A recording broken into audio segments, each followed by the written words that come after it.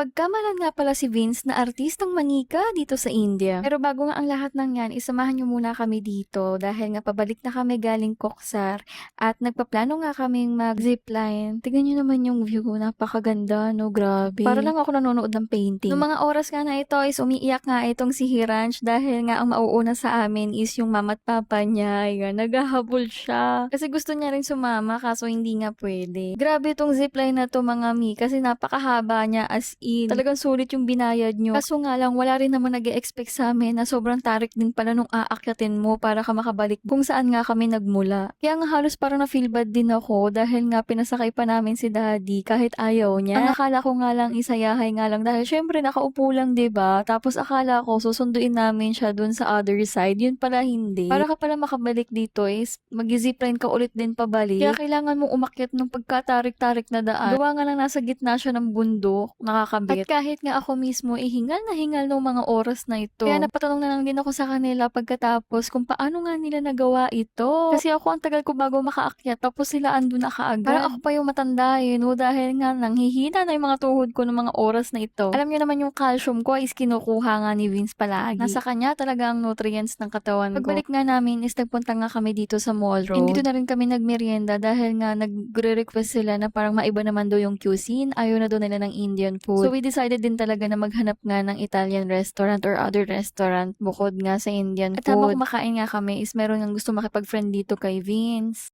What's your name? Mga baby kasi.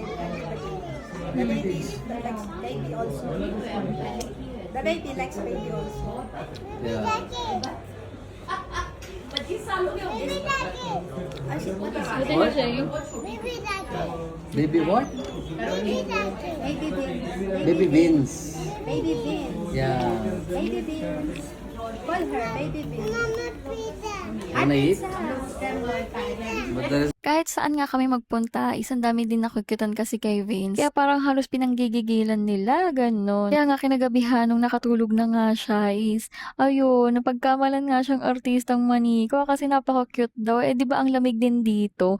So, nagro-rosy cheeks pa yung ano niya, yung pisngi niya. Ito nga pala yung Mall Road sa labas. At alam niyo ba guys, isa sa mga kinakulture shock ko dito sa Manali is napaka-open nila when it comes to hash and weeds. Talagang may nag-o-offer dito. Talagang sinisigaw nila para mabentahan ka, ganon. Legal siguro yun dito, I think. Pero hindi sa buong India. So, ayun. Ito nga yung part na natutulog nga si Vince na pinagkakaguluhan siya ng mga tao. Hindi ko na nga lang nakunan kasi nahihiya din ako. Tapos sinasabi nga nila na parang artista daw, napaka-cute, ayan. Tapos pinipicturan nila. So, baka pwede kaya, no? I-audition ko kaya si Vince na para maging artista, no? Charis!